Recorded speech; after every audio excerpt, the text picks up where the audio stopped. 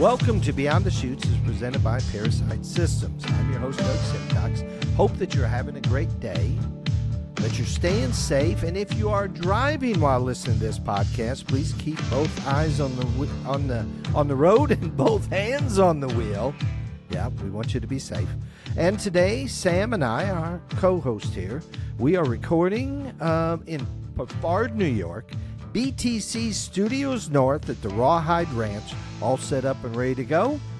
And today we're going to catch up with some old friends. These folks I've known for, gosh, I'm going to say pushing 30 years. We met these folks. And I'd like to introduce you to our guest today, Michelle Backlas. Hello. Good to have you with us, Michelle. Thank you. It's good to be here. And her son, Louis Backlas. Good to be here, Doug. Boy, you have got a good voice, Louis. Oh, thank you. Thank you very much. I do like this. Okay, Elvis. So, first off, let me say this. Sorry we lost Fred this year. Your husband of how many years? And it was 36 years. Actually. Married for 36 years. Yep. My goodness. Long So, time. you were there when he started riding? When he first started? Yeah. Oh, no. How long had he been riding by the time you met him? Actually, Sam?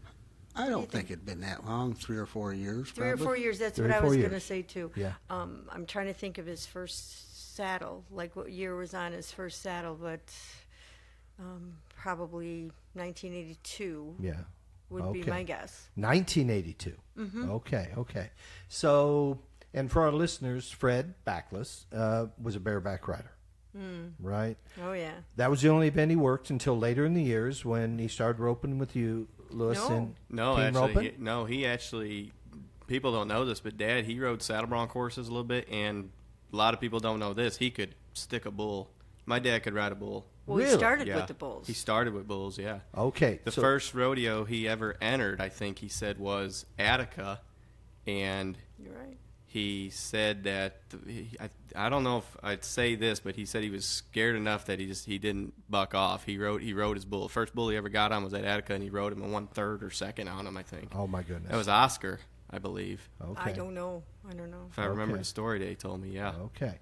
So let's back up. Let's go way back. Where was Fred born? Oh, he was born in North Tonawanda. North Tonawanda. So Buffalo. Buffalo area. Yes. Okay. Yes. And grew up there? Yep. And did. what was his interest as a young man? Horses. Horses. Pizza. Pizza. Yeah, What? No, wait a minute. actually, What? yes, Pizza. yes. Pizza. He wanted to sell pizzas. He wanted to have a restaurant and sell pizzas. You're 100% right. Is that right? Yes. And what was the interest in pizza? He Well, just liked pizza? No, he worked at a pizzeria, and he became really good friends with the owner, and them two kind of ran it together. And he saw all the money that could be made Yeah. with pizzas, and he loved it. Yeah. So The money. and making the pizzas. And he liked making But yeah, pizzas. Fred liked money too. Did he? He did. He didn't Okay. have much of it, so yeah. Okay. And they paid entry fees. So yeah. Mm-hmm. And so how old was he when he started making pizzas? 15. 15. He was 15 or 16. Just Okay. before you would were old enough to get a job. Yeah. And then and work, because you weren't supposed to work at a certain age. Then it's child labor. Okay. That makes sense. Mm-hmm. Tonawanda. Yes. Am I saying that right? Mm-hmm. Okay. Lived in town. Kind of the outskirts. Had horses. He had a pony Yeah. when I met him, because when I met him he was already rodeoing. So he had a racehorse A racehorse. that was a bucking horse, Okay. and I'm trying to go back, boy. He kept that at a friend's house when I met him, and he had a pony that he had from when he was 4 years old. He was Okay. 4, the pony was 2. Okay. And he had a bucking racehorse. Yes. And he had a bucking horse because? Because he loved them. So, I mean, did Yeah. he have a practice pen and such for the bucking horse? No, I don't think so. He just had a horse that bucked, I think. Oh, It was oh. One of those types Not a of rodeo bucking horse. Right. It just was just a racehorse that liked a buck, I think. And But his plan was to get it to a rodeo because he Yeah. took it to one. we did. Yes. Okay. And so 15, 16, making pizzas. Got a horse he can't ride because the horse bucks. And when did was he athletic? Did he play sports? Oh yeah, he was a swimmer. He was a swimmer. A swimmer. He was a swimmer. And I don't know what division this was, but he still holds a New York State record in swimming. Actually, if you look it up, I don't remember what it was in. In his high school, Yeah. Yeah, he still has a record. and it was odd because he's short, so as a swimmer, it went against the grain for him to accomplish that. Yeah, Okay. but Yeah. if you look at Michael Phelps, he's got that long torso, and Fred had the long torso and the short legs. Right. So it could be that makes you cut through the water. I don't know, but Okay. And He he was had a swimmer. He had a Yeah. great coach. He talked about his coach right up to The end. the end. Yeah. It was he taught him a lot. That Yeah. coach did Mhm. on Yeah. winning, on how to win, On winning. on how to okay. win. Yes. And he brought that forward. Yes. Okay. So let me back up. Let's describe Fred. How tall? 5'7". 5'7". In top bronc riding shape. What do you weigh? 145, 150. that Okay. his best riding weight was like 140, 140. 145. Yeah. Okay. So 15, 16, making pizzas, got a horse, and swimming. Swam all 4 years in high school? Probably, he didn't graduate because he left. Okay. He left school. Okay. What age or what year did he leave school? Probably, I well, think it was he didn't- 17, if I remember him telling it right. Yeah. It would have been his senior year, which probably would have put him like 1979. 1979. Mm-hmm. Okay. And he left to do what? Rodeo. Okay. So in 1979, he says, I'm going rodeo. Yeah. Well, his family split up. Okay. And then he found himself, he must have been going to the practice pens at Eddie Phillips' place Okay. and kind of honing in on that skill. Mm-hmm. And when his family broke up, he was living in his van. And Fred was? Yes. Yeah. And when winter hit, like he was out in the woods, ponies were tied, his pony was tied to the tree, he was in his van, and it was really cold. So he found a place for his pony and his horse, and he took off to Florida. He just took off to Florida because he knew it was warmer there. Yeah. Okay. 17 years of age. Probably On so. his own. On his own. On his own. When did he meet Ed Phillips, and when did he start? And why? Why did he get involved in rodeo? Do you know?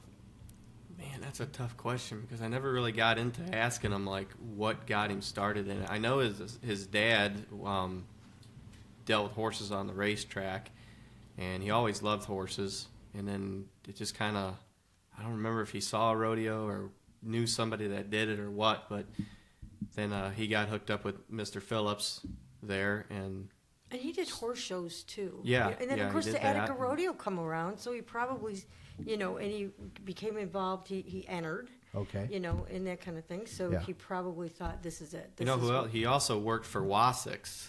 Frank Wasik. Yes. Frank Derek. Wasik. Do you remember Frank Wasik? I remember Frank Some Wasik. of his old best bulls that There I you go. remember came from Wasix. Yep. And That's the second time his name's come up today. yeah. And, and a little on backstory on the Wasiks, I was putting on the Ellicottville Rodeo, and John Wasick, Frank's son, came up to me in July and said, "Here, if you want some bulls, let me know."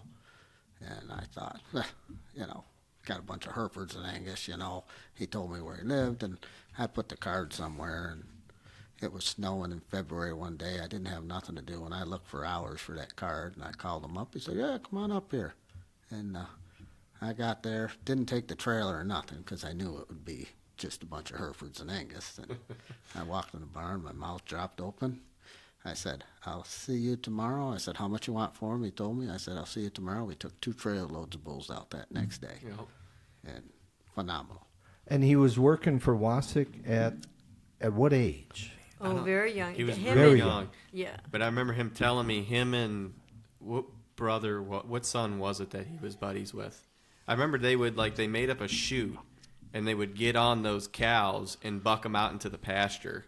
He said they would just get on, they would load them up and just get on them out in the pasture, buck them out into the pasture. And That was Frankie Jr. Frankie Jr., yep. And he said some of them suckers stinking bucked. And he Yeah. said them cows would buck and the bulls would buck and they were mean. And yeah, that's what he liked doing. He liked doing that stuff. Yeah, and so just But he trained horses. He rode horses for Frank Wasik also. he did. Yeah, oh yeah. Okay, Frank's- very young, Yes. like 14, 15, before he's making pizza, or during that time? Probably during that time. During I that think, time. yeah. Mm-hmm. Okay.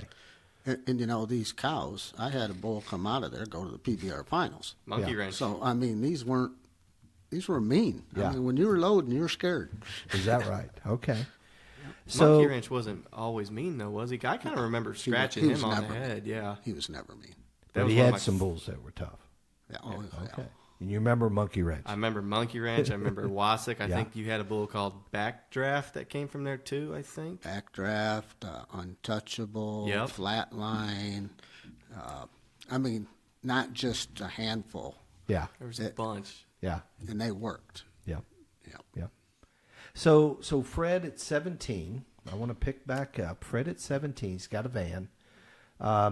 Family split up, so he's on his own, living in the woods, got his pony tied up to a tree, getting cold.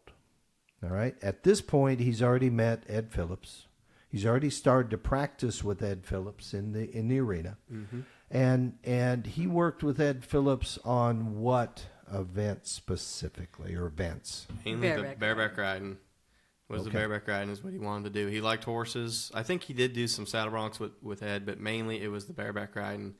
And he said Ed was a great coach to him, and but he was tough. Like he was tough. He'd tell me stories that he'd be out there riding and he'd go to double grab and Mr. Phillips would come up beside him with a whip and say, "Don't you dare double grab. You keep riding." He said, "You keep riding." Yeah. And he also told me one day when he was out there out in Mr. Phillips' arena, there was all these big rocks out there in the arena. And my dad went to picking them up, and Mr. Phillips says, "What are you doing with my rocks?" And Dad's like, "I'm picking them up, throwing them out here." He goes, "Don't you dare do that." He says, "Those rocks are called try." He says, "You'll get bucked off and hit them one time, and you won't ever get bucked off again." Really? And Fred got bucked off once, and that was the last time he ever got bucked off. Really? Into the rocks, They're- onto the rocks. Yeah, he said they were rocks. He said they weren't little. They were big rocks out there. That's some motivations, what that is. Yeah, that's old school, too, I guess. Oh, I mean, man, I guess so. And it, bareback riding just fit him. just fit him. Just fit him. He enjoyed he doing was it. built for He was it. built, yeah, he was. Yeah.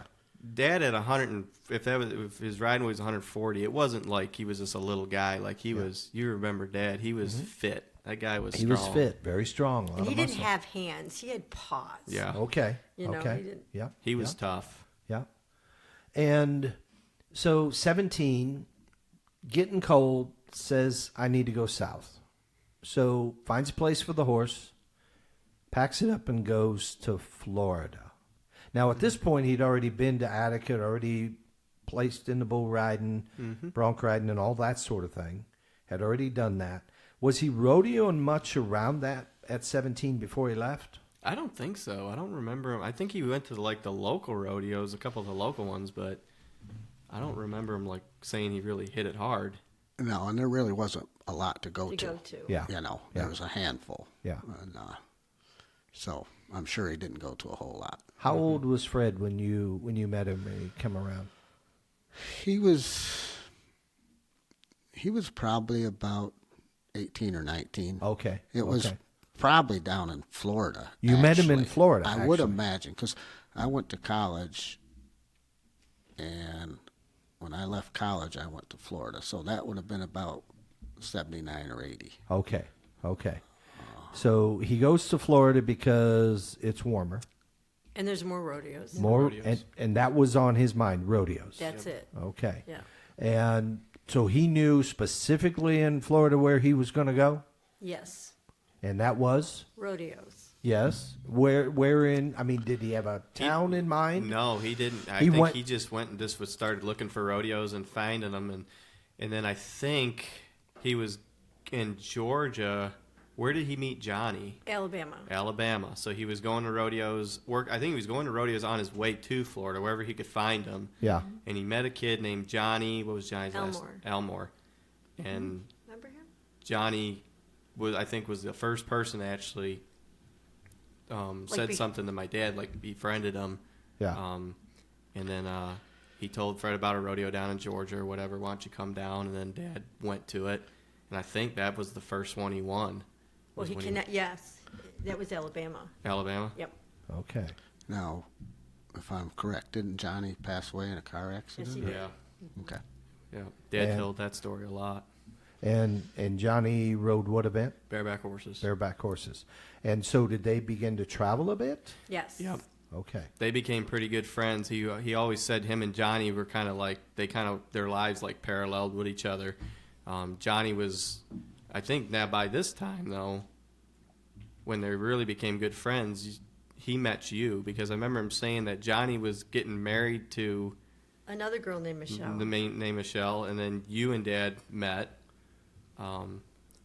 We met in 80. We met in 84, 85, because we were married in 86. Yeah. And See, what- I met him in August. Had a ring by September. We were married by June.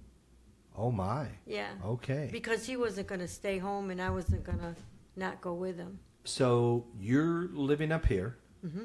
Where were you living at the time? Here. Here. Rochester. Well, Rochester. Rochester. Yes. Rochester proper? I mean, in town?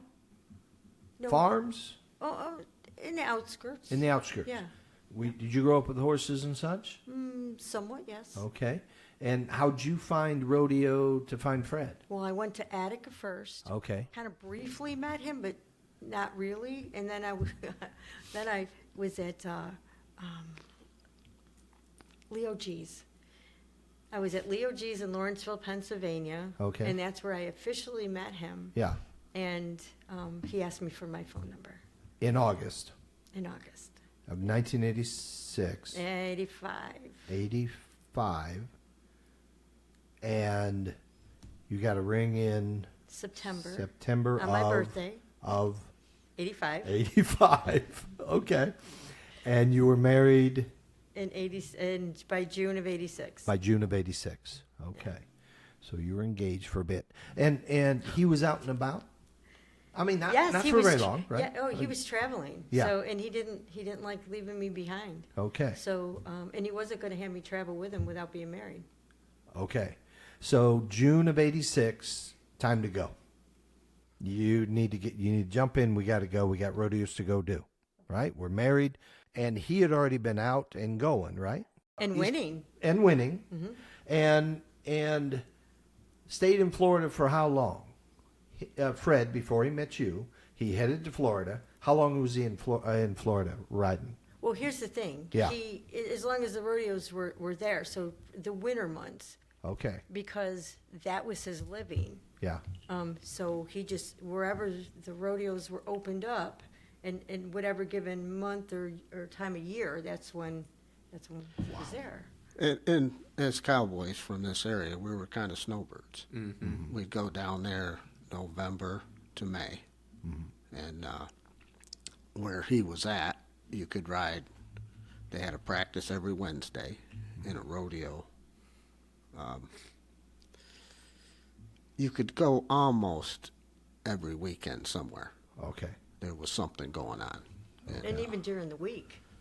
Yeah, but not a lot. You know, they Yeah. had to practice there during the week. Yeah. And which helped me a lot, because when I went down there and rode, and then I came back up here, I thought, what's with these guys? You know, they were as good as I am, and they were so far behind because I never stopped. I see. You know, I just kept see. riding and riding, and it made all the difference. Yeah. And it was that way for him too, I'm sure. Yes.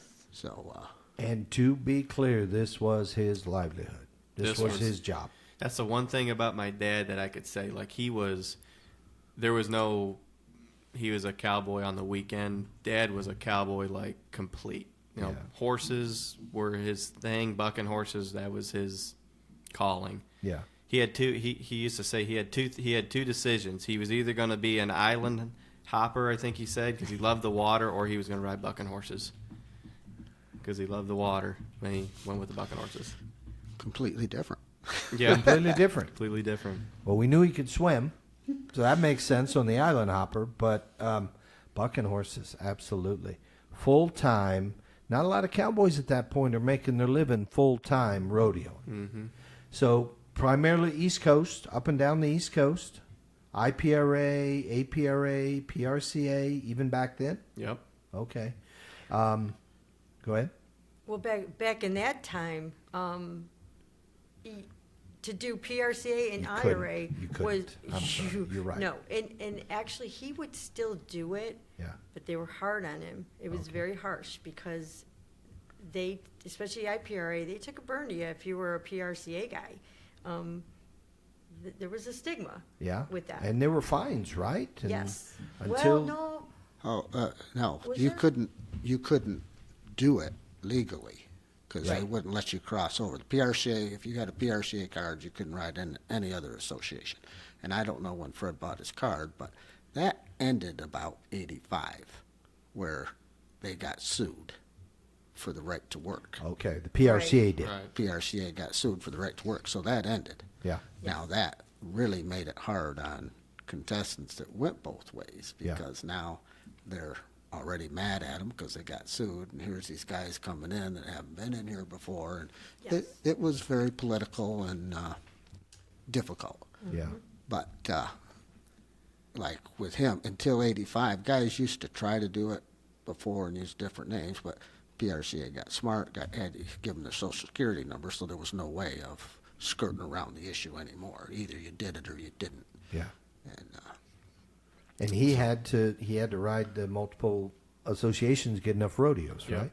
Did he ever contemplate did he ever contemplate going west and trying it a little bit further afield? He did eventually. Like he Did he? rodeoed all over. I mean, I remember when I was 4 years old, he was entered at the Cheyenne Frontier Days 100th anniversary. I remember being there with them and being down in El Paso. I remember going down there, and yeah, he rodeoed everywhere. Oh wow. Yeah, when he was in his prime, he went everywhere. Yeah. Actually, his goal, he wanted to make the NFR, and he was in the top, I think, 15 the year that we got married.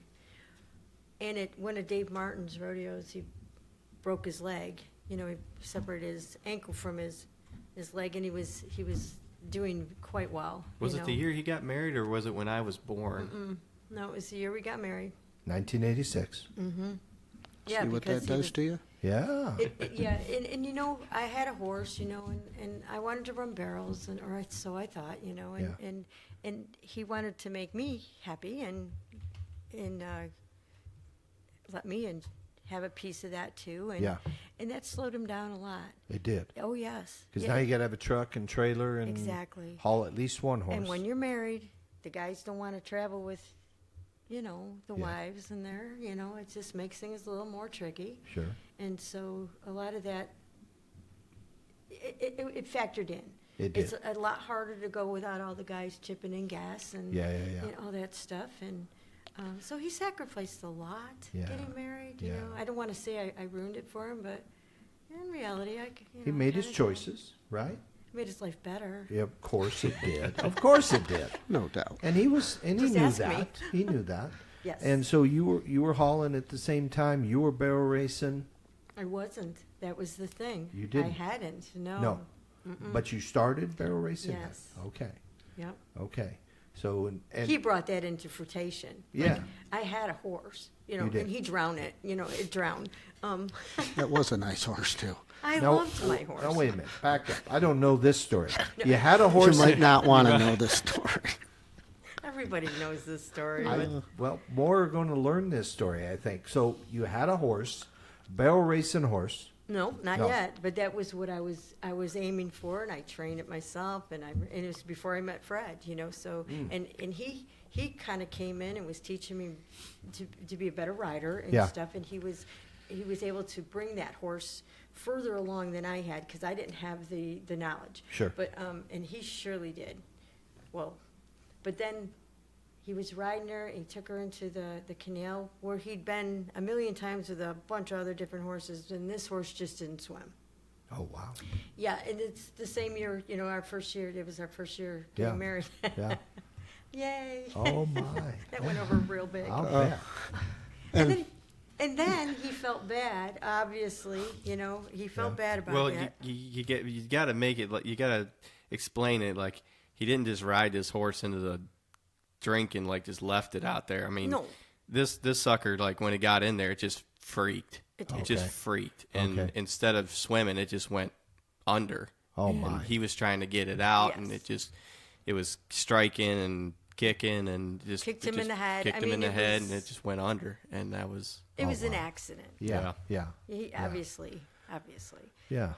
Well, you were talking about a name, Dave Mintier, but when Dave and Laney had found out that my horse had drowned, they felt so bad, and they really loved Freddie a lot. Yeah. And Dave happened to have a horse that he had brought to a futurity that had broken his leg, and he just didn't get along with this horse, and he offered it to me. Okay. So I went and bought that horse. Yeah. And she was ready to at least get seasoned. Yeah. So, that put me in the game. Okay. And at this point, you're living where? In the van. In the van still. Yes. And you're going wherever the action is. Yes. Right? And so you're out full time. Yes. Full time. Full time. And you got a horse. Yes. So now a little more complex. Where can I stay tonight? Probably no more in a motel parking lot or anything. I'm going to have to find some place where we can at least tie the horse to the trailer. Yes. Right? Always. Yeah. Always. Always. Always. And back in those days, every 5-6 hours you wanted to unload and, Yep. and let them walk and leg up just a little bit, Yep. right? Stretch them. Mm-hmm. But full time. Yes. I mean, 24 hours a day, 7 days a week, All the time. all the time. And a horse compounded it. Yeah, you're Yeah. right. The horse made it way trickier, to Yeah. have. Yeah. It slowed us down. Slowed us down. Okay. Well, and I'd like to go back a little bit. Do it. When Fred was traveling, he was courting Michelle, and he asked me, he says, I want to buy her flowers. I said, you want to what? He said, and he said, I want to buy her flowers. And, at that time, we didn't do that stuff. I've never bought anybody flowers, Right, right. And he says, I said, well, if that's what you want to do, do it. Yeah, You know? yeah. And you have to know Fred, for him to buy something, he was, it was a job to him. yeah. So Yeah. he I guess he bought her flowers. Did you ever get roses? I said, if you're I going to did. do it right. Get Yeah. her roses Get her a and dozen do it roses, right. yeah. So I did. I don't know if you ever got them. I did. But and then he talked barrel racing with me. Okay. Okay. And he said, she's telling me to stay away from the barrel, but I want to get as close as I can so that the horse gets used to getting very close. And the only advice I gave him was, Fred, you don't know nothing about barrel racing. I don't know nothing about barrel racing. We don't want to learn if we want to stay married. Right, Okay? right. So let them do what they want to do. Okay. I don't know if he took it to heart, but he... No, but I wish he had. Because, that's, it's like anything. It's not your expertise, Right, I knew bronc riding. Right. I didn't know barrel racing, know and I barrel did want to racing. learn. Yeah. And now, I can film it. I learned that a few years ago, but that's about it. Right. So Fred was frugal. That's a good way of describing Frugal it. Fred? Frugal. Let's put it this way. Those flowers I got Yeah. were the last ones I got. Okay. And you did enjoyed get them. them, though. I You did. get I'm 'em. impressed. to get him. But you Yeah. know what, too? What? I think if we went in his wallet, you would still find the piece of paper with her phone number on it. He kept Actually, that phone number in his wallet. The original phone number? The original was phone in- number. Yeah. It I was So sweet. yeah. So sweet. And I understand the frugality. If you're out on the road full time, your living is rodeo, right? Hauling a horse, fuel, expenses, all of that. And when I'm not rodeoing, I got to eat. I got to have a place to stay. Okay, I know where you're going with this. Pensacola, Florida. Yeah. Okay. Okay. For instance, Okay. he I was just new to the whole road thing and being in the van. It was cool. Yeah. Until Yeah. he says to me, he says, I need to place at this rodeo or I'm not going to have fees. Can you hear? Yeah. Oh, Okay. I'm not gonna have fees. There you go. And Yeah. and I thought, oh, okay, and he didn't place. He didn't place. He did not place. Okay. And so he pulls out this jug, like those liter jugs, and Yeah. it was filled with pennies. Yeah. And he said, here, he goes, start taking these pennies out and counting them. And I was like, why? He's like, because we need gas and we need to get to the next rodeo and I said, what? I was like, don't you have a credit card or something? Yeah. He's like, no. No. And so that was the dawn of I thought, oh my gosh, he's not kidding. This is all we have is this liter of pennies. Yep. That's it. Yep. And Thanksgiving, we went to Kentucky Fried Chicken and literally split an order of McLittles. Yeah. And do you remember those? Yeah, At Kentucky Fried Chicken? Yeah. Yeah, For yeah. Thanksgiving. I Okay. mean, so when he said he didn't have any money he wasn't just Yeah. kidding. Yeah. And I thought, oh my gosh, what have I done? Yeah. No wonder my dad was like, are you sure? Yeah. Yeah. Yeah. Yeah. So you counted the pennies. How many pennies were in the jug? I Michelle? don't remember. You're Yeah. asking. That was a long, Long time ago. ago. Enough to put gas in Enough there? to get us where we were going. Yeah. Yeah. And in those days, and Mike Swearingen tells the story, I mean, you figure out how to do it when you're broke, Yes. right? And you might say to the secretary, you got to spot me. I don't have the entry fee. If we win, we're going to pay it off, and I'm good for it. So back in those days, that happened. But being that close and that tight all the time where you just had to watch everything. Can't drive too far out of the way because that's going to use fuel. Exactly. You bet. Oh yeah, Dad was very strict about that stuff, and he would drive that truck till it ran out. He would pass the gas station if it was a penny cheaper up the road, Yeah. And run out. and run out, and you'd have to push it. Yeah, And have to Yeah. walk. all of his traveling Yeah. buddies also used to say that he would stink and drive by a gas station just because it was a penny cheaper, a half a mile up the road, and we'd have to push the car or whatever. To the side. But yeah, because he learned, Dad was really good at he knew you had to pinch it when you could. You bet. You got You to bet. when you're doing that. And he was willing to do that, Mhm. willing to make that A sacrifice. penny's a penny. Because he wanted to rodeo. Yep. Absolutely. Or worse, I'd be like, honey, I need to go to the restroom. And he'd be like, too bad, you should have thought about that at the last stop because I just passed 10 semis and I'm not doing it again. Yeah. And I'd be like, okay. And he seriously wouldn't, Yeah. so. We got to go. Gotta Yeah, go. anytime you stopped, man, you just took advantage of that moment because Yeah. Get everything done that you can didn't be know done. if you were going to get another one. Yeah. Yeah. And that was life on the road. I mean, it's and not that terribly long ago when you think about it in history. Mid 80s, we're out there. He's making a living. And how many years did he do it that way? You mean out of the van? Out of the van, where we're full time. Well, we bought property in 1991, and then we had a home Yeah. with a mailbox. So prior to that, you're still on the road from Yes. 86 to 91. Mm-hmm. 5 years on the road, right? Mm-hmm. And in that time, he's riding really good, Really good. really good. He was making a name for himself. Okay. Making enough money, you were comfortable on the road, going down the road easy? Yes. Yeah. And APRA, IPRA for sure? Not so Yeah. much IPRA. Not so He much did that- IPRA. He did that for a while, like maybe the first year I met him, but then he wanted to go. He stuck with the PRCA. PRCA. Mm-hmm. And the APRA, would they let you ride PRCA Oh, and yeah. APRA? Yeah, yeah. once they got sued, they'd let. Oh, after then- they got sued, though? Yeah.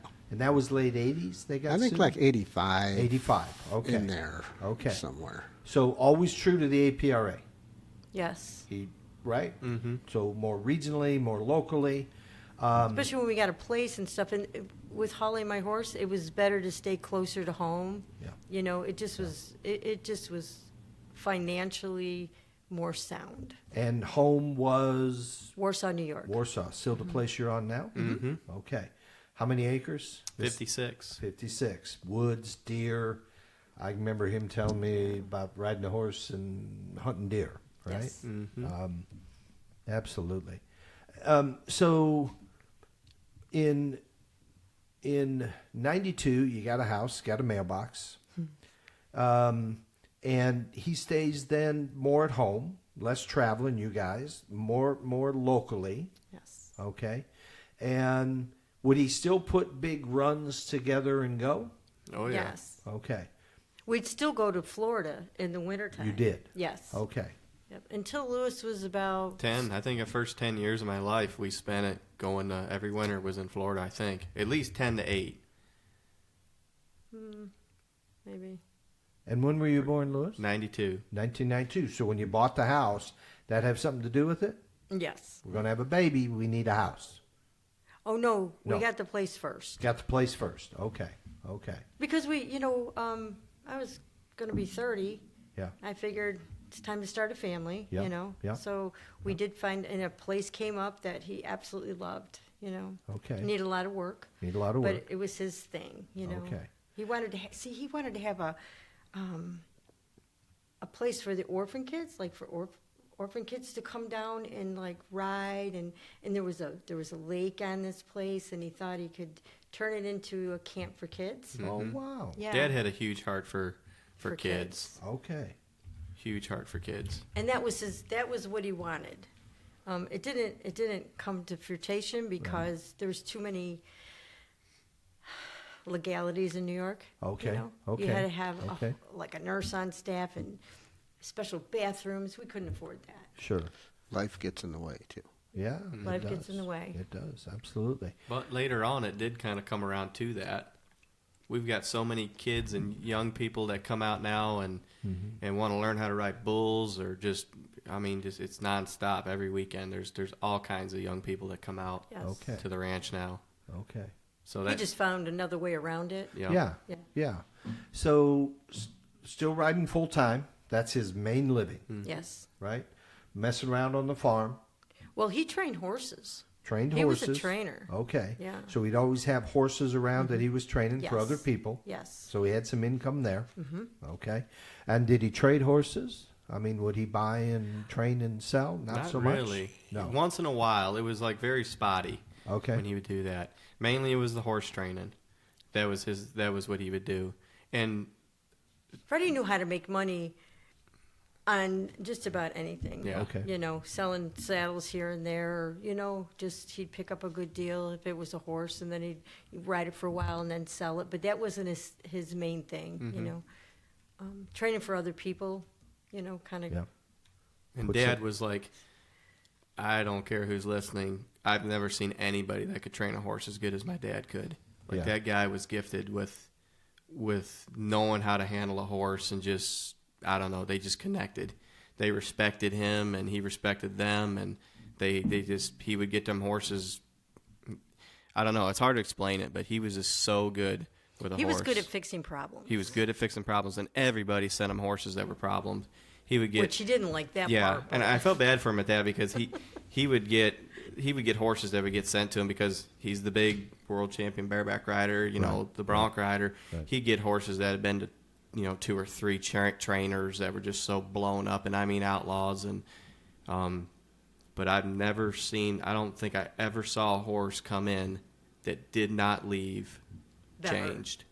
Yes. Yep, better, broke.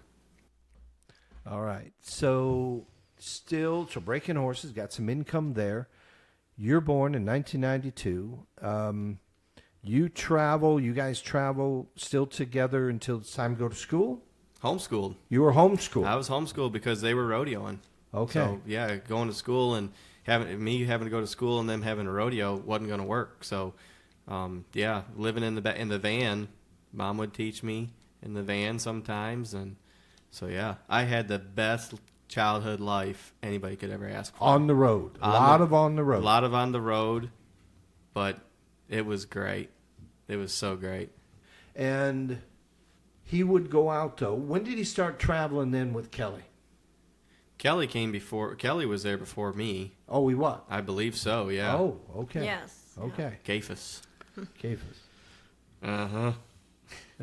Kelly always says, uh huh. If he's listening to this, he's going to yell at me for saying that, doing that, but hey. But he and Fred and Kelly traveled a bunch. They did. They traveled a bunch. Kelly was the only one that wanted to put up with him. Yeah? Yeah. Okay. Just ask him. Yeah. You better. He probably learned pretty quickly. You better go to the bathroom while you stop, because we aren't stopping again. Kelly Page could offer a lot of stories that I won't. Yeah, yeah. A lot of good ones. A lot of good ones. We should get him on for this. Oh, Absolutely. yeah. If you do, I definitely want to be there for that. You have to ask him about the whitewater rafting trip that him and Dad went on. Okay. Without rafts. And Rusty McRae was on that, Rusty too. McRae. Yes. Joel. Krushka. Krushka. Yes. Is also on that. Okay. So let's get to some of Fred's accomplishment. Qualified hundreds of years for the American Finals Rodeo. How many championships? 13 consecutively, I think. Oh, maybe one was... No, all 13 were consecutive. And one all around. Yep.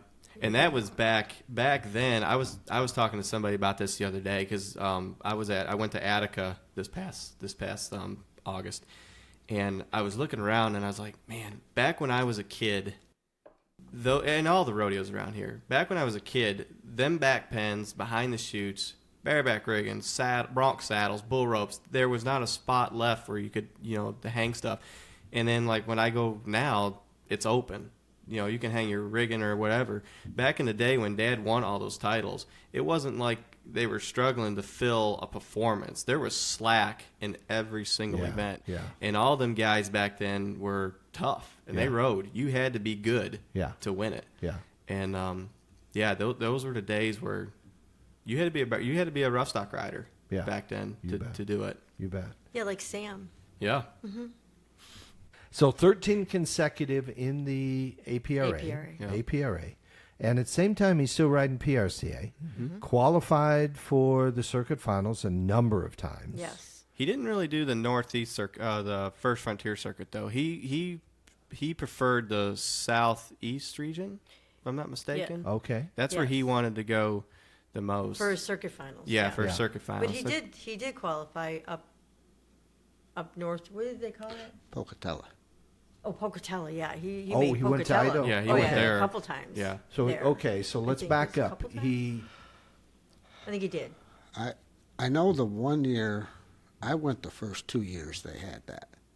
And then they made you go to 15 rodeos to qualify for the circuit final, so I kind of quit going. But I know the one year, either the first or second year, he qualified too, but he didn't go out that year. So it must have been after that where he went out. Yeah. And where was in El Paso? That was the NARC finals. Yes, the North NARC American finals. Rodeo Commission. Yep. So he also qualified for the NARC finals. Mm-hmm. Oh yeah. That saddle. That saddle. That saddle. One of two saddles that Sam won in the North American Rodeo Commission in the saddle bronc riding. And for our listeners, we're pointing at a saddle that's mounted up on the wall over my left shoulder. Beautiful saddle, by the way. And so how many circuit final championships? How many circuit championships did he win? I have no clue. Yeah. All I know is there are buckets and buckets of buckles. There are saddles everywhere. Yeah. It would take hours to go through them all and just figure out what all he actually won. Okay. He's got so many of them. It's crazy. And then Pocatello, how did he do? Do you remember? Did any of the facts I didn't go to that? Pocatello with Didn't him. go. No. Lewis was a baby, so Okay. Pocatello was off the radar for me. We went to El Paso. You did, Yeah. to the NARC finals. Mm-hmm. Qualified there once? Twice, I believe. Twice? He probably qualified every year they had the NARC finals. Yeah. And because they took the top 3 guys from every association that was a part of that. So, he probably qualified every time they had one. And what do you remember about the NARC finals? So this would be early 90s as well, right? 93, 94? What's that say? 93. 93. So 93, he would have been out That there. was You guys went to the NARC finals. Must have been 92 is the other one. I don't know. You It was had, it were was a yours great time. consecutive, Sam? I don't think remember. so. I don't remember. Yeah. Okay. We're going back. Yeah. It's a long time. Well, this one's stamped 93, so we know that one for sure. So what do you remember about the NARC finals in El Paso? Had a blast. Yeah. What was fun about it? Oh, everything. Yeah. You got to go, across the border. You got all kinds of. We got the best chess set ever. Everything's $5. Just like great shopping, and the horses were good. And actually, his horse hit a wall and kind of collapsed it, and on him, I believe, on that one. I don't know if he got hurt bad, but I don't even know if he probably drew a paycheck, but I don't remember. It was too long ago. Okay. But it was a We're great going time. back. We all enjoyed it. It's hard to believe, but that's 30 years ago. That's 30 years Yes. ago. You're Yeah. you're exactly right. So when did Fred retire from the bareback riding? When he was 40 years old, 40 years old.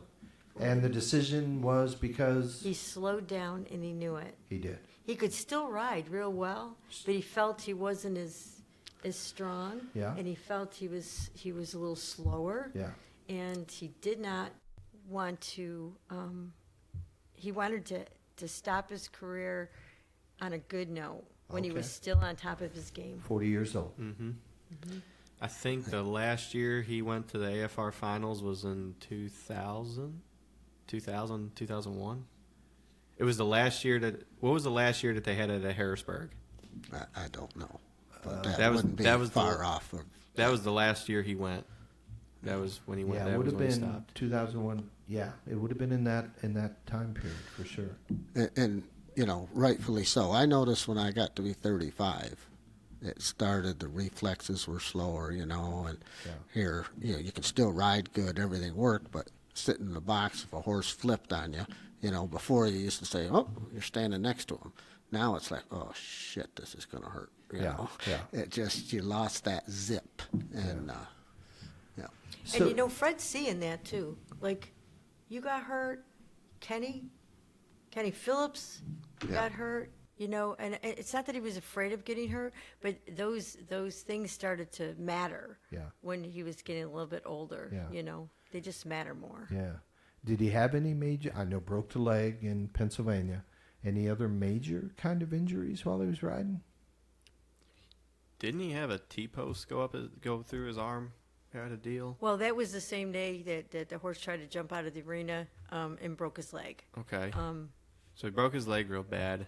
He broke his hip, too. I remembered that, and that was at The pickup men did that. the pickup man did that. I don't remember where it was at, but I remember it might have been the last year he rode at the AFR finals. I remember him saying that was the only time I ever seen him not get a score. I remember him saying, if the horse goes to the right, I'm okay. If it goes to the left, I think it was, because his hip was out there. And he was riding injured at that yeah, point. yeah, he had a broken hip. Oh, my. And I remember that horse jumped out there and it turned back and started spinning. It went the wrong direction, and I remember he had to double grab. That was the only time I ever seen him not be able to finish a ride off. Oh, wow. That was the only time. Oh, wow. Yeah, you didn't see that too often. No, but he did pick. But I think, how many rounds were at the AFR?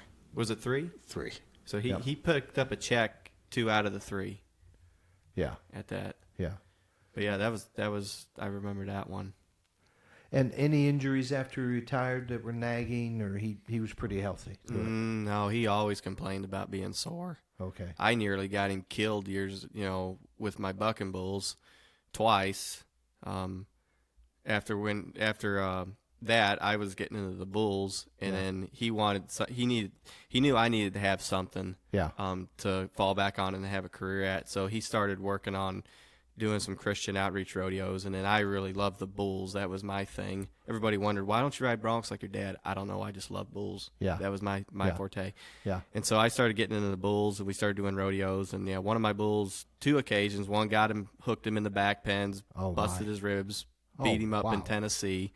And then not too long ago, might have been 2018, another one of my bulls that normally loads like a champ. For some reason this day he just didn't, and he caught him up against the panels and fractured his spine in a couple places and broke his ribs and punctured his lung. And Holy cow. yeah, wasn't a good deal. Okay. And then a bunch of panels fell on him. Actually, before that bull fractured his spine and punctured his lung, in February we were setting up a bull riding pen at an indoor arena, and a bunch of our WW panels were somehow they got cocked funny or whatever. But I remember I was on the other side of the trailer. We were getting ready to on the trailer, they were those standing up big on the ones. trailer, and we were getting ready to unload them.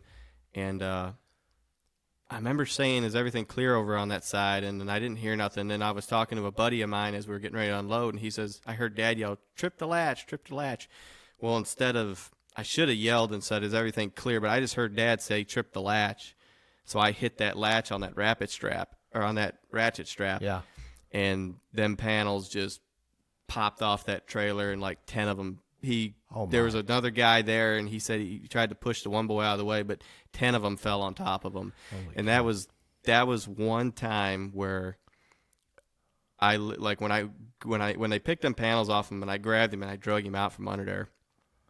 I looked at my buddy and I was like, I just killed my dad. Wow. Like, I really thought, and even he says, "Guys, I think I'm dying." That scared the living daylights out of me. I thought I killed him just then. And he's like, "It wasn't your fault." He said, "I tripped the latch." But to this day, I still feel like I should have just asked one more time before I popped that latch. Yeah, yeah. But yeah, so yeah, he had worse injuries after he retired from riding bucking horses than he did when he rode bucking horses. Oh, my goodness.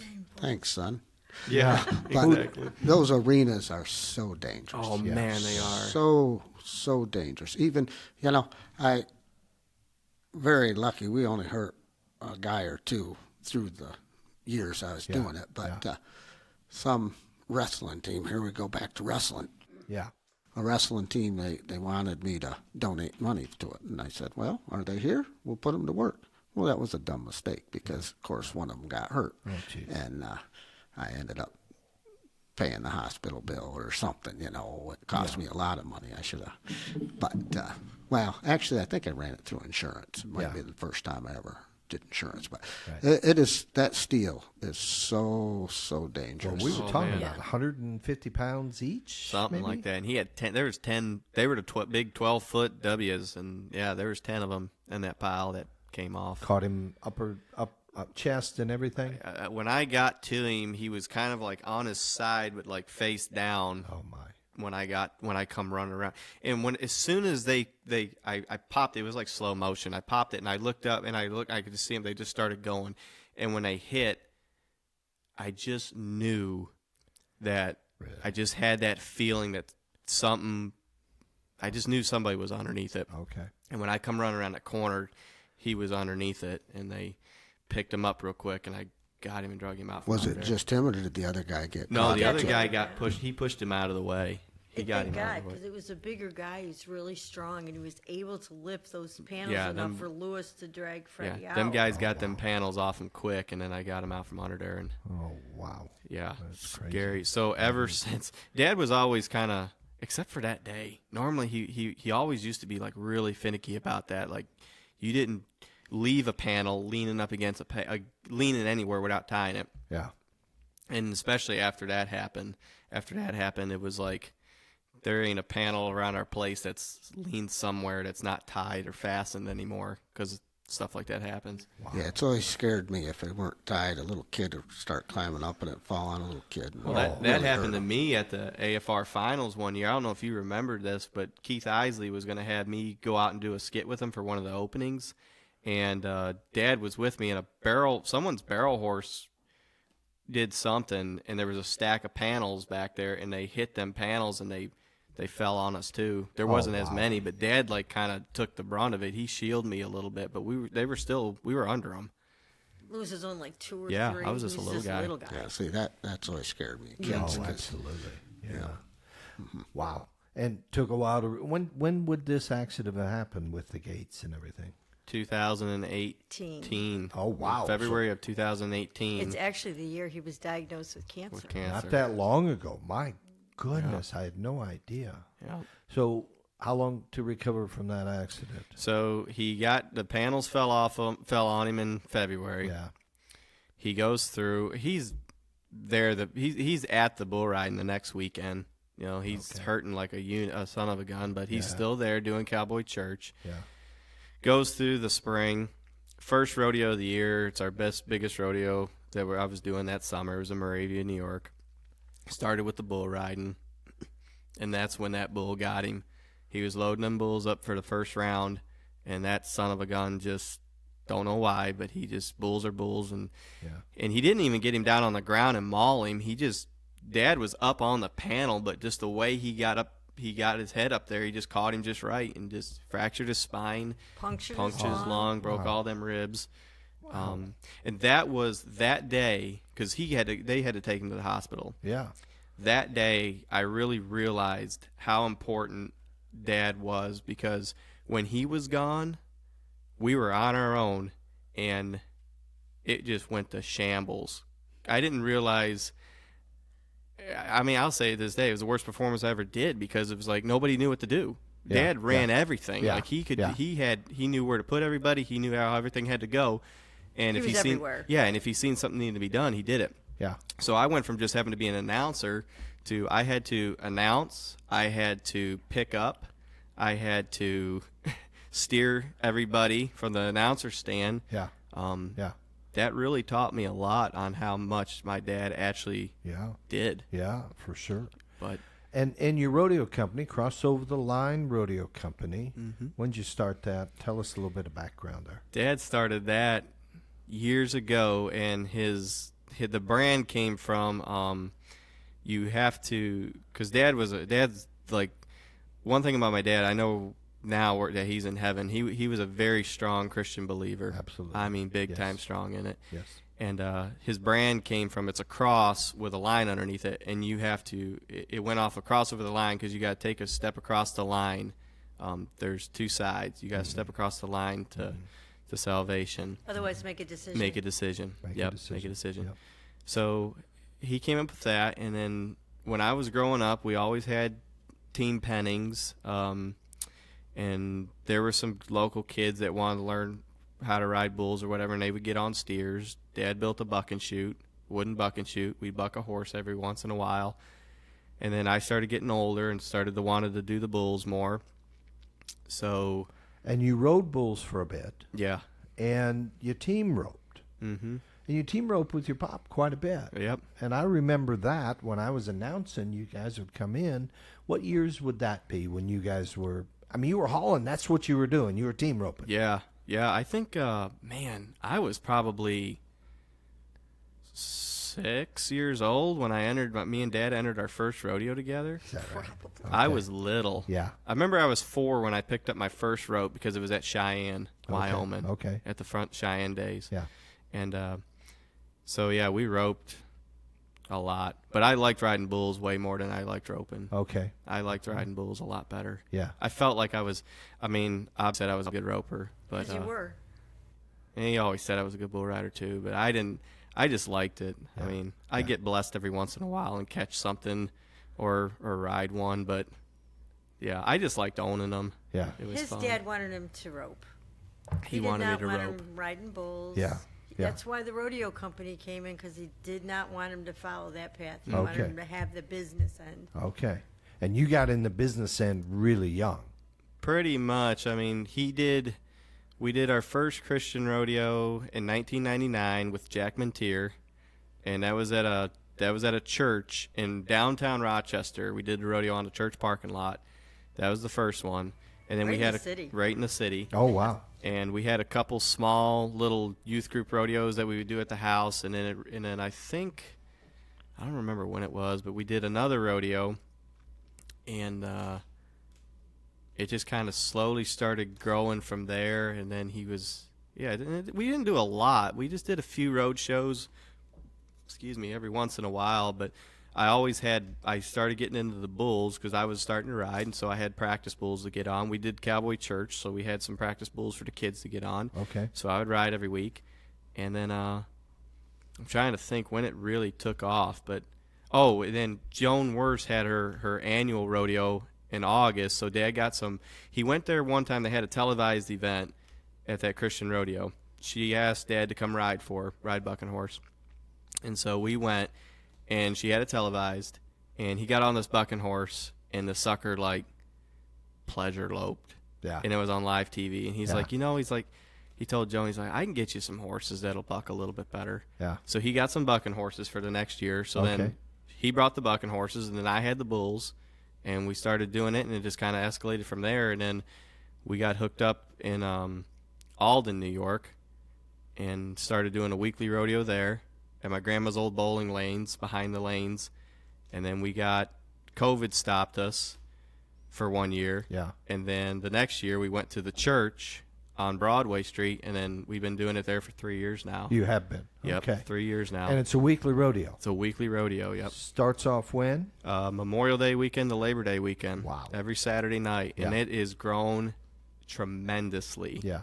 Like, huge. So It's gotten really good. Full rodeo, barrels, team rope, and all that? It's mainly bulls and barrels right now. Okay. Mainly bulls and Okay. barrels. That works, right? Yep. Man, that works. You bet. And what are you drawing for bull riders? How many bull riders typically are you getting? We never have to call them. Is that right? We get so many bull riders. This past Sunday, we bucked 55 bulls last Sunday at our practice pen. Last year, we estimated that we bucked over 2,000 bulls throughout the year. Really? And for up in this part of the country, that's a lot of bulls. Okay. I think we may have bucked more bulls than anybody has, I think. Yeah. I What's think. exciting, and Fred really liked this part, is we're attracting a lot of riders that are coming up and wanting to do this for the first time, really, and Yeah. then they're building on it, Yeah. and they're getting good and better, and they're getting a good foundation under Yeah. them, you know, Yeah. and then they're going off. You know, they fly like Yeah. like they do, Yeah. but. It's really exciting. Well, to me, I don't know about how Lewis feels, Oh, but it I is to love me. these kids. They're young and they're excited about Matching up bulls. good with good bulls and that Oh, sort yeah. of thing. Yeah. Oh, Keeping yeah. them safe, right? It's all about getting them on the right stuff. Right stuff. And that was I didn't realize this at the time, because like when I was a kid, all I wanted to do was, when I was little, I wanted to ride bulls. You probably remember that. I know Sam probably remembers. I always used to have a little fake bull rope walking around the bucking chutes and stuff. What? Uh-oh. What story? All Lewis needed, when he was little, is a little cigar like Matt Dryden, Do you remember him at Attica? I remember that. Well, Lewis was like that, because he'd get behind those chutes with you guys, and you were kind enough at Attica to let Lewis bring a couple of his. What did you bring him for? The junior? Junior? Oh, wow, I forgot all Oh, about and he that. was He was Mr. Contractor, and Yeah, Doug didn't help out with that. I remember he brought me out in the middle of the arena. Did I really? You did. Okay. Yeah. Okay. Did I give you a microphone and ask you to Not speak? then. No. Not then. No. Oh, Lewis realized his niche in life, though. Thank you very much. Oh, you're welcome. My dad wanted me to rope too, so there you Oh, go. gotcha. Well, not only did Lewis love the spotlight, so to speak, but he loved that whole contractor, like Oh, for bull sure. owner Oh, yeah. thing. Absolutely. And I'm understanding that. I do understand that now because, oddly enough, I have 3 of my own now. She's got You 3 own bulls. 3 bulls I own- yourself? Yes. Okay. What are their names? Zinger, Inky, and Piggy bank. Piggy Bank. Piggy Bank. Yeah. Okay. Piggy Bank was my first one. Yeah. Yeah. If you would have asked me a year ago that my mom was going to get into the bucking bulls, I'd have said go pick the lottery, because it's not going to happen. It's not going to happen. It's not going to happen. And she picked good bulls. Yeah. Like Yeah. she didn't even see them buck yet. She says, I picked that one, and I picked that one, and I picked that one. Yeah. Not all on the same day. Not all on the same day. Yeah, she picked the piggy bank bull, and then Ugliest one in the herd. Ugliest, the smallest. He looked like a pig. Yeah. Yeah, he had a pig Yeah. face. Yeah.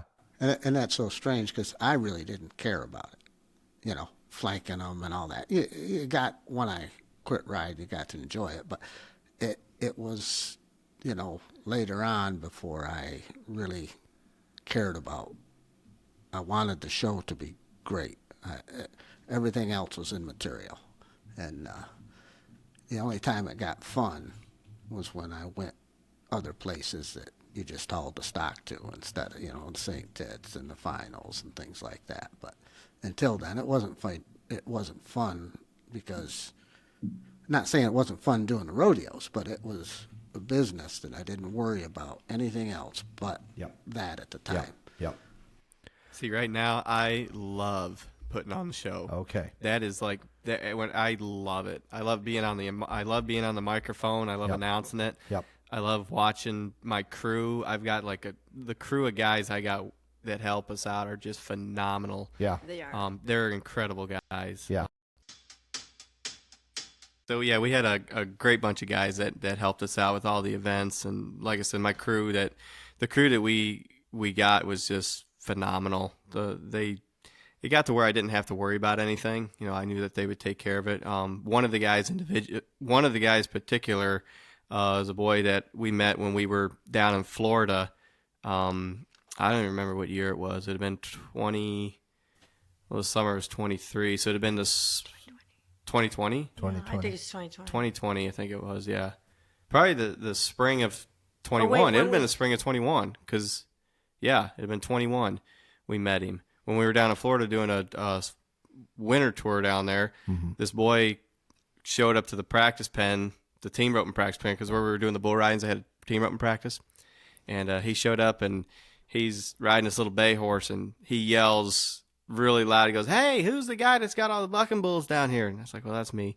And his name was Dylan Burcham, and we just became good friends. And he's like, "Hey, you need any help with the bull ridings and stuff?" I was like, "Yeah, come on out."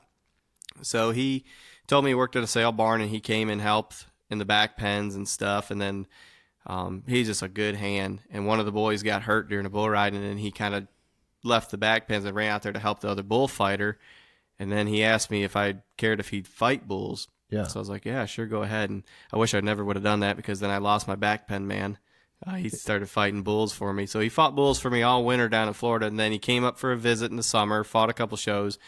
And then when Dad was getting, a lot sicker, I called Dylan up in the spring or winter, and I was like, "Hey, man," I was like, would you be willing to come up here and stay at the ranch and help me with stuff? And he's like, "Yeah." He's like, "I'll come up here." So he came up and stayed at the house. He helped me with so much stuff. Just everything I needed help with. Because me and Dad did everything together. Yeah. Like day in and day out. We were together all the time, working together.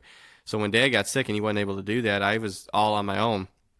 But Dylan, he came up and he started helping me, and he was my right-hand man all summer. And not only was he good with working all the bulls, but he's a good bullfighter. Yeah. So he comes from Hungerford, Texas. This is where he originally is from. Really? Yep, Hungerford, Texas. You meet him in Florida. He comes to New York. Yep. And fought bulls for you. Fought bulls for me, yep. I saw this on Facebook. He posted about it. Yeah. So, excellent. Yep. Oh, I'm sorry. No, go ahead. Where in Florida was he from? He was staying near Ocala. He was working a sale barn down there in Ocala, and we were set up doing our Cowboy Church bull riding deal in Micanopy, Florida, at a little roping pen that was there. Home Hollywood. Home of Hollywood. Yes. Absolutely. Right down the road from Hollywood. Okay. Yeah. Yep.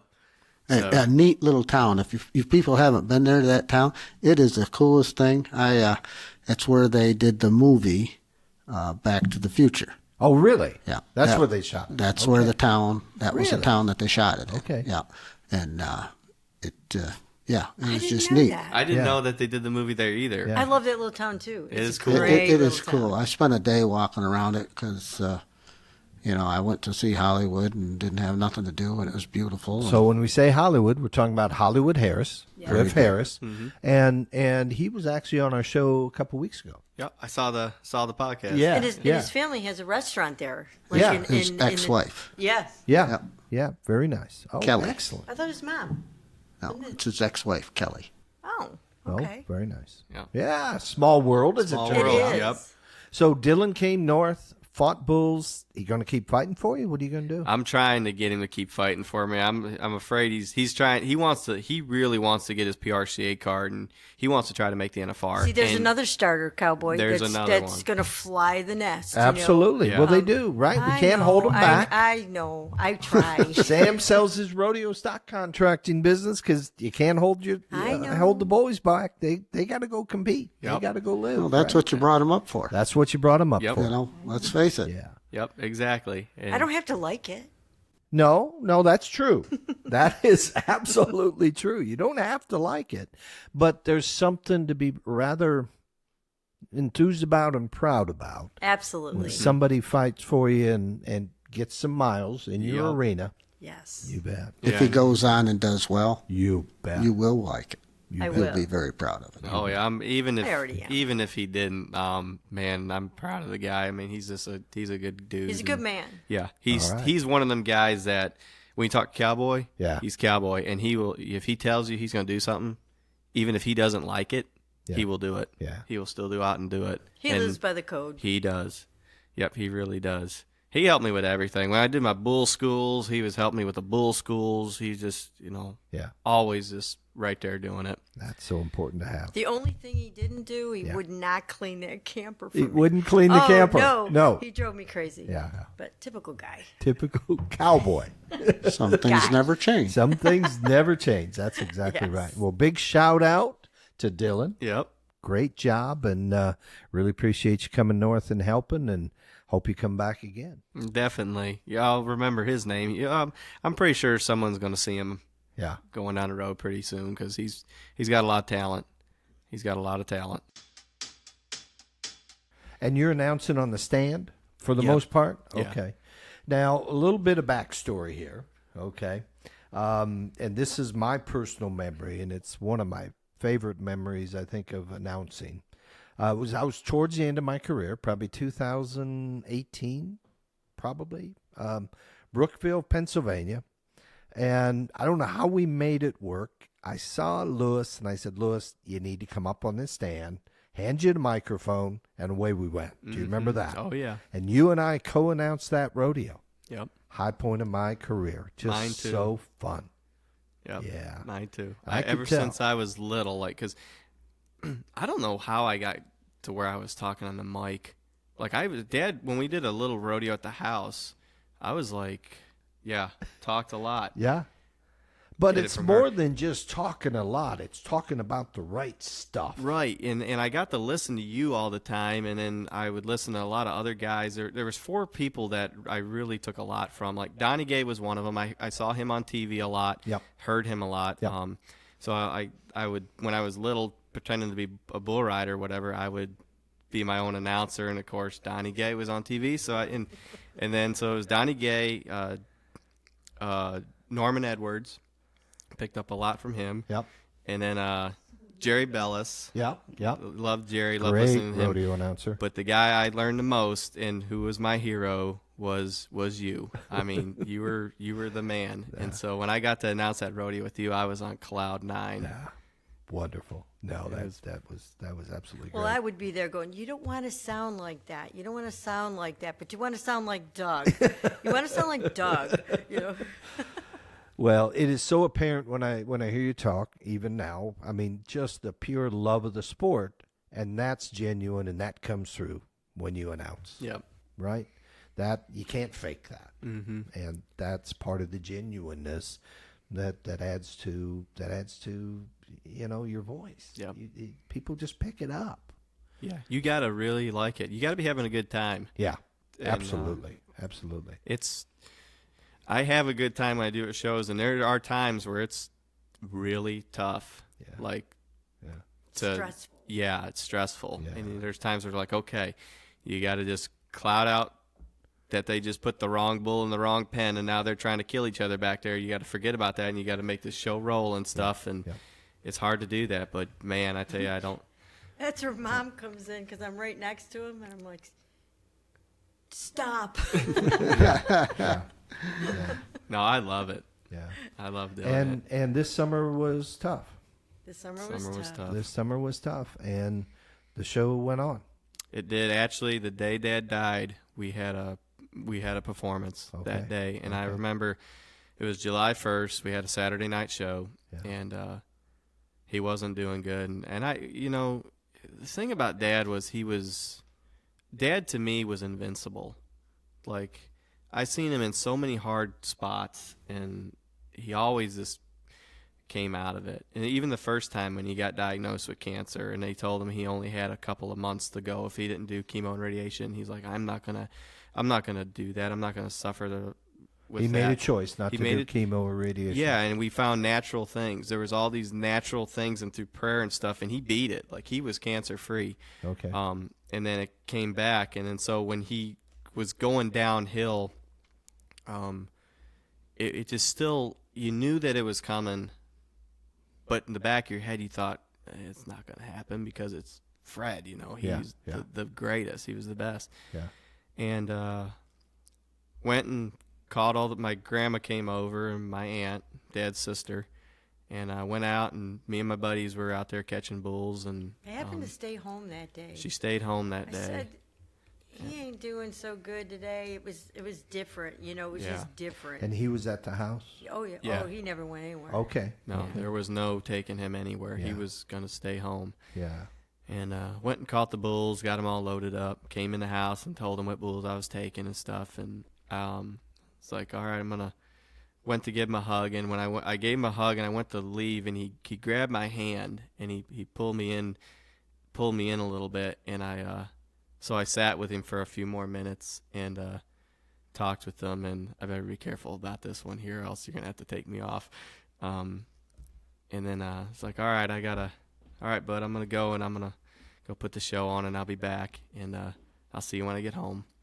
So I gave him a hug again and told him I loved him, and he kind of gave me the thumbs up type deal, and I left, and we went and put the rodeo on. Best performance of the year, I thought. It just was so great. Great crowd. Everybody had a great time. Got done with the show, started tearing things down, getting the bulls ready to load up, and to me, and he goes, hey, you might want to get these bulls loaded up and get home. And I was like, he went home, didn't he? He goes, yeah, your mom just called. So, and the show, our shows in Alden, they start, because we don't have arena lights, so we start at 5 o'clock. Show ended at 7 o'clock. Dad, when he passed away, was at 7 o'clock. Really? Right at the end of that show. Really? And yeah, that was tough. Like, I knew it was going to happen, and it was coming, but it just didn't sink in, because it didn't sink in until I got home. When I got home, then it sunk in, and that was the hardest moment of my life, was when I walked in and he was gone.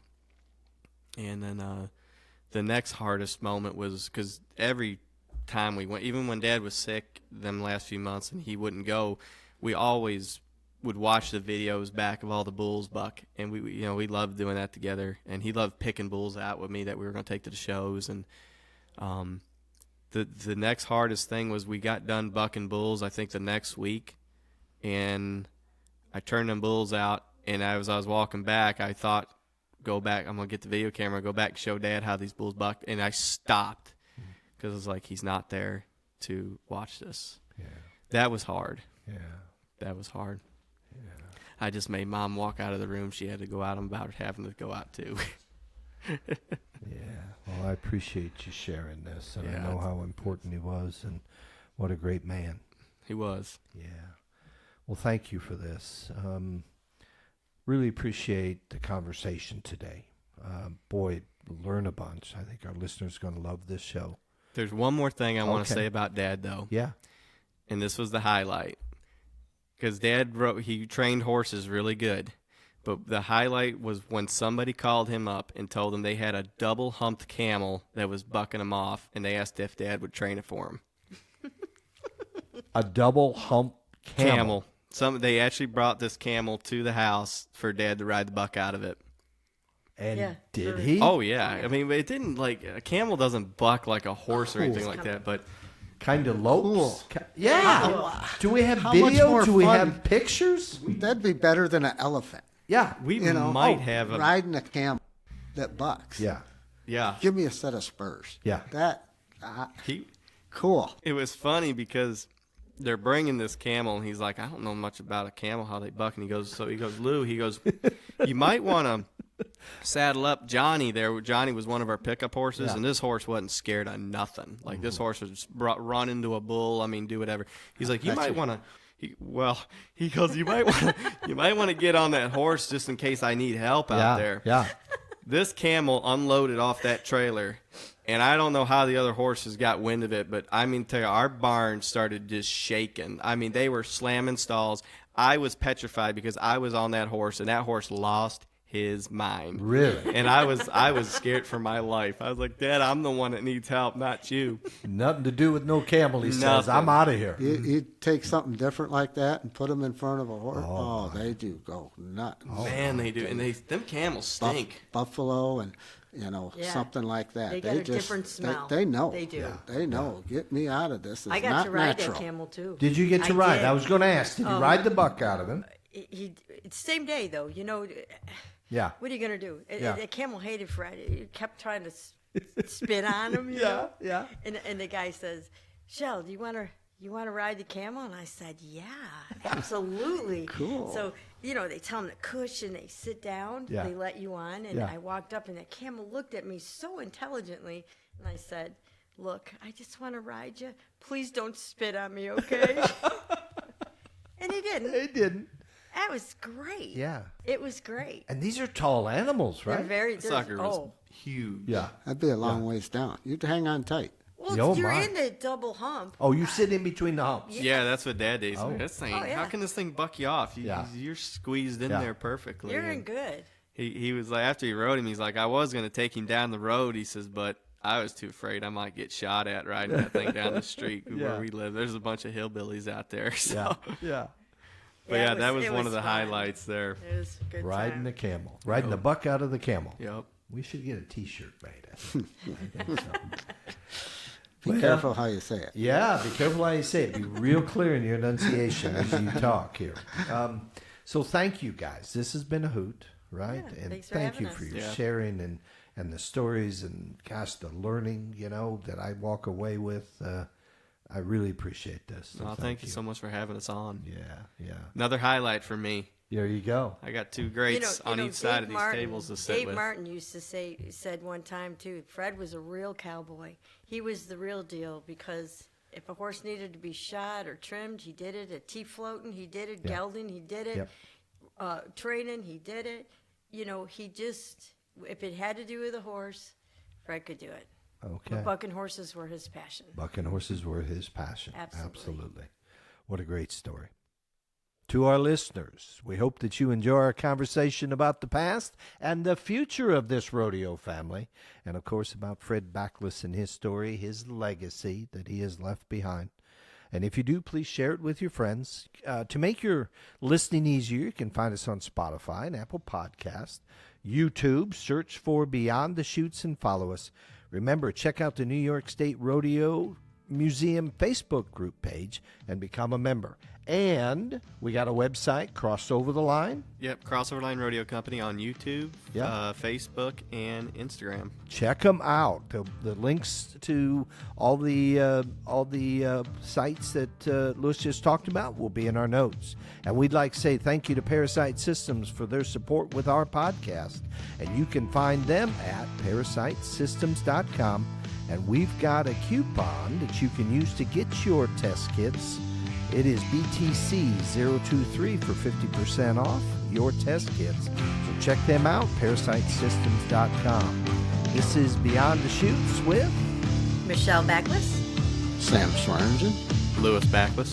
Until next time, this is Doug Simcox. Thank you for listening.